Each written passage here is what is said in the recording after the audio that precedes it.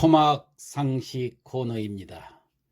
이 시간에는 러시아가 우크라이나를 침공한 이유에 대해서 살펴보겠습니다. 지금 벌어지고 있는 러시아의 우크라이나 침공의 배경을 알기 위해서는 먼저 그 두 나라의 역사를 살펴보면 금방 이해할 수가 있습니다. 먼저 우크라이나와 러시아의 기원을 한번 살펴볼까요? 푸틴이 우크라이나에게 우리는 한 민족이라는 점을 강조하는데, 애초에 우크라이나와 러시아는 실제로 같은 국가에서 기원한 건 맞지만은 나중에 갈라지게 됩니다. 그러니까 882년 동슬라브족이 만든 그 키예프 루시라는 국가를 몽골이 1283년 침략을 해서 240년 동안 이곳을 지배하게 되었습니다. 그리고 이때부터 키예프 공국 내에서 우크라이나와 러시아가 분열하게 되었습니다. 당시 키예프 공국에서는 저항해서 싸우자는 반몽골 세력과 그냥 순응하고 뒤에서 몰래 힘을 키우자는 친몽골 세력이 있었습니다. 이때 이 친몽골 세력을 택한 쪽이 오늘날 러시아로 이어지고, 실제로 러시아는 몽골에게 복종한 뒤에 큰 손해 없이 조용히 국력을 키울 수가 있었습니다. 그리고 모스크바 대공국이라는 독립국이 되었던 것입니다. 하지만은 훗날 우크라이나가 되는 이 반몽골 세력은 계속 다른 서방 세력과 연합해서 항쟁을 했지만은, 이 상황에서 몽골과 서방 세력은 우크라이나 영토에서 전쟁을 계속했고, 우크라이나는 점점 약해질 수밖에 없었던 것입니다. 그래서 모스크바 대공국에서 더 세력을 키워 투스 차르국을 선포한 러시아와는 달리, 우크라이나는 폴란드, 리투아니아 이중 왕국의 지배를 받게 되었는데, 이 과정에서 우크라이나 국민들은 굉장한 노동 착취를 당하는 등 서름을 많이 겪었던 것입니다. 이렇게 두 나라가 분리된 게 거의 400년 동안의 역사가 흘렀던 것입니다. 자연히 언어도 달라지고 종교나 정치 체제도 많이 달라질 수밖에 없었습니다. 특히 우크라이나는 폴란드, 리투아니아 지배 아래 있으면서 서유럽의 영향을 많이 받아가지고 카톨릭 종교도 유입이 되었고, 또 러시아에 비해 민주화된 정치 체제도 받아들이게 되었기 때문에 이 400년 동안에 자연스럽게 우크라이나는 러시아와는 아주 사뭇 다른 서구 지향적인 태도를 갖게 되었던 것입니다. 게다가 우크라이나가 쭉 독립된 국가였던 것도 아니고, 폴란드, 리투아니아의 지배에서 벗어난 뒤에도 17세기에 러시아 제국에 또 병합되기도 했고, 볼세비키 혁명으로 러시아 제국이 멸망하면서 일시적으로 독립을 하기도 하는 등 많은 순환을 겪었던 것입니다. 그러나 소비에트 연방, 즉 소련이 당시 우크라이나는 굉장히 그 농사짓기 좋은 비옥한 땅을 가지고 있었기 때문에 욕심을 내서 결국 소련은 우크라이나를 침공했고, 우크라이나 소비에트 공화국을 설립했습니다. 당시 소련은 우크라이나 공화국 외에 러시아 공화국, 카자흐스탄 공화국 등으로 이루어져 있었던 것입니다. 우크라이나는 그중 하나가 된 것이죠.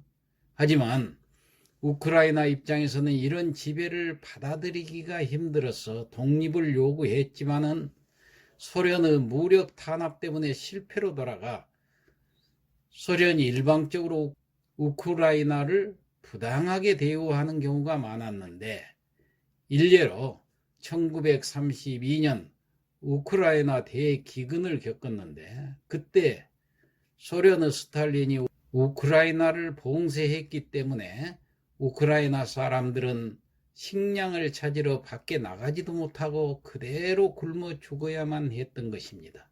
결국 대기근 때 우크라이나에서는 약 300만 명이나 되는 사람이 굶어서 죽었던 것입니다. 이 숫자는 당시 우크라이나 인구 약 6%나 되는 인구였습니다. 우크라이나 사람들의 서름은 이게 끝이 아니었습니다. 2차 세계대전 당시 나치가 잠시 우크라이나를 점령했다가 1944년에 소련이 다시 우크라이나를 탈환했는데, 이때 소련은 우크라이나 국민들이 나치 독일에 부역했다는 이유로 크림반도에 살던 타타르족 20만 명을 오지로 강제 이주시켰던 것입니다. 이주가는 과정도 굉장히 열악했고 결국 이주민 중 절반이 사망하고 말았습니다. 이런 차별을 오랫동안 겪으면서 우크라이나 내에는 소련에 대한 반감이 싹트기 시작했던 것입니다. 이러한 민족 감정이 고조되어 있는 상황에서 크림반도 사태가 생겨났습니다. 여기서 잠깐 크림반도 사태에 대해서 설명을 해야 되겠죠. 크림반도는 우크라이나의 휴양지로도 유명하지만은 항로로서 이점이 굉장히 큰 곳입니다. 특히 러시아는 많이 추우니까 얼지 않는 항로가 필요한데, 크림반도는 부동항, 즉 얼지 않는 항로라는 큰 이점이 있는 좋은 땅이기 때문에 소련이 늘 욕심을 내고 있었습니다.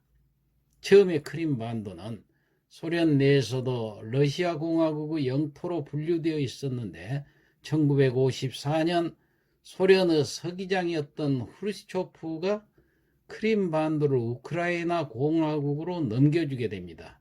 왜 그랬을까요? 애초에 크림반도는 러시아 공화국보다는 우크라이나 공화국과 좀 더 지리적으로 가까이 있었던 것입니다. 그리고 당시에는 우크라이나 공화국이나 러시아 공화국이나 둘 다 소련 땅이었으니까 크림반도를 우크라이나에 주든 러시아에 주든 사실 소련 입장에서는 별로 다를 게 없었던 것입니다. 예를 들면은 우리나라로 치면은 연희동을 서대문구에서 마포구 관할로 이관해 주는 거나 다름없을 만큼 별거 아닌 변동이었을 뿐입니다. 그러다가 1991년에 갑자기 소련이 붕괴되자 우크라이나를 포함한 소련 내 국가들은 모두 독립을 하게 되었던 것입니다. 그런데 2014년 러시아는 정체불명의 반군을 적극 지원해가지고 크림반도를 점령해버리게 됩니다. 그리고 합법적인 절차를 내세워서 러시아는 크림반도 주민들을 상대로 크림반도를 러시아에 병합할지 여부에 대한 주민투표를 실시하게 됩니다. 친러시아계가 대다수, 즉 63%나 된 이 크림반도 주민들은 놀랍게도 96%라는 압도적인 지지로 러시아하고 병합에 찬성을 하게 됩니다. 평소 야욕을 품고 있던 러시아는 기다렸다는 듯이 크림반도와 병합 조약을 체결하고 러시아 의회에서批准받기까지 모든 것이 11일 만에 끝났던 것입니다. 애초에 러시아가 병합 시나리오를 다 짜놓고 있었던 것이고, 그때 이미 러시아는 우크라이나까지 먹어버릴 의도를 하고 있었던 것입니다. 자, 다시 우크라이나 얘기로 돌아와 봅시다. 우크라이나는 1991년 소련의 해체와 함께 소련으로부터 독립하기는 했지만은 정치적인 분열은 끝나지 않았습니다. 주된 갈등 축은 러시아를 싫어하고 유럽과 손을 잡자는 친유럽 세력과 러시아와 손을 잡아야 한다는 친러시아 세력으로 분열되어 있었던 것입니다. 앞서 살펴봤듯 우크라이나는 수없이 러시아로부터 점령당했고 부당한 대우를 당해왔으며 그 과정에서 러시아 사람들이 우크라이나에 살고 있는 경우도 많았고 또 교류도 활발했던 것이죠. 이에 따라서 러시아와 가까운 지역이어서 러시아인들이 집중적으로 모여 사는 동남부 지역은 친러시아 주민이고 서부 쪽은 유럽 지역과 가까운 지역인지라 친유럽 주민으로 갈라진 상태였던 것입니다. 이후 정치적 혼란을 겪는 와중에도 우크라이나에서는 2004년 오렌지 혁명이라 불리는 민주화 운동이 시작되는 등 좀 더 직접적으로 반러시아 행보를 보이기는 했지만 2010년 대선에서 친러 성향인 야누코비치가 당선됨으로써 문제가 커졌던 것입니다. 당시 우크라이나는 국가 부도 위기를 맞았는데 그때 우크라이나에게 돈을 빌려주겠다고 한 세력은 러시아와 EU, 유럽연합이었는데 야누코비치는 유럽연합과 통합하는 대신 돈을 빌려주겠다는 그 유럽연합의 제안을 거절하고 친러시아 세력과 손을 잡자 친유럽 세력과는 팽팽하게 맞서게 될 수밖에 없었던 것입니다.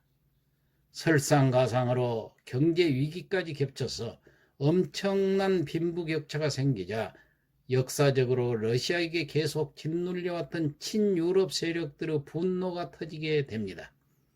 유럽과 통합을 원하는 시민들이 대규모 시위가 일어나서 결국 야누코비치는 탄핵된 후 러시아로 도망가는 등 혼란 상태가 계속되자 러시아는 이때다 싶어서 크림반도에 반군을 지원해서 2014년 2월 크림반도를 점령하고 주민투표를 통해 크림반도를 아예 러시아로 합병해버린 것입니다. 이렇게 되니까 문제가 또 생겼습니다. 동부 돈바스 지역에 살던 친러시아 세력도 우크라이나로부터 독립시켜달라고 일어나서 무장 독립투쟁을 전개하게 되는데 이것이 바로 돈바스 전쟁입니다. 2014년 4월에 발발한 뒤 휴전협정이 있기도 했지만 1년도 채 되지 않아 무산되면서 지금까지도 교전이 이어지고 있는데 민간인을 포함해서 7만 명 이상이 죽거나 다친 끔찍한 내전으로 지금까지도 진행 중입니다. 실제로 러시아는 반군 세력에 직접 군사적 지원을 하면서 1만 2천 명 정도의 병력을 파견했다고 합니다. 이렇게 정치적으로 복잡한 혼란을 겪던 우크라이나는 친러 성향인 야누코비치가 퇴각하고 친유럽 성향인 블라디미르 대통령이 2019년에 취임을 하게 됩니다. 게다가 블라디미르 대통령은 나토 가입을 적극적으로 추진하게 됩니다. 그러자 러시아는 이를 제지하고자 우크라이나를 침공하게 된 것입니다.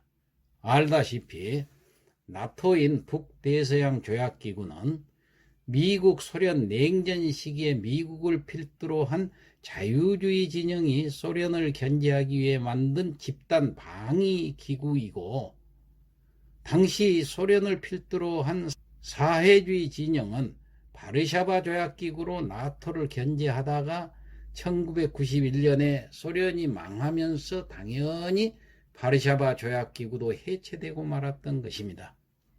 그런데 나토는 사라지지 않고 오히려 갈수록 회원국을 늘려가면서 러시아를 위협하고 있는 형국이 되었던 것입니다. 즉 구소련이었던 국가들이 소련이 해체되고 나서는 러시아의 동맹인 벨라루스를 제외하고 거의 다 나토에 합류한 것입니다. 다만 우크라이나만이 나토에 합류하지 않은 상태였는데 그래서 우크라이나는 러시아로서는 유일한 완충지대가 되었던 것입니다. 그런데 우크라이나까지 나토에 가입해버리면 사실상 러시아는 나토 국가로 포위되는 셈이 되죠. 물론 푸틴은 우크라이나를 통해 에너지 패권을 비롯한 여러 가지 침공 이유도 있겠지만 가장 중요한 원인은 바로 이 우크라이나의 나토 가입을 저지하기 위해서 러시아가 침공하게 된 것이라고 하겠습니다. 자, 이상 우크라이나 사태의 역사적 배경을 살펴보았습니다. 이상 마치겠습니다.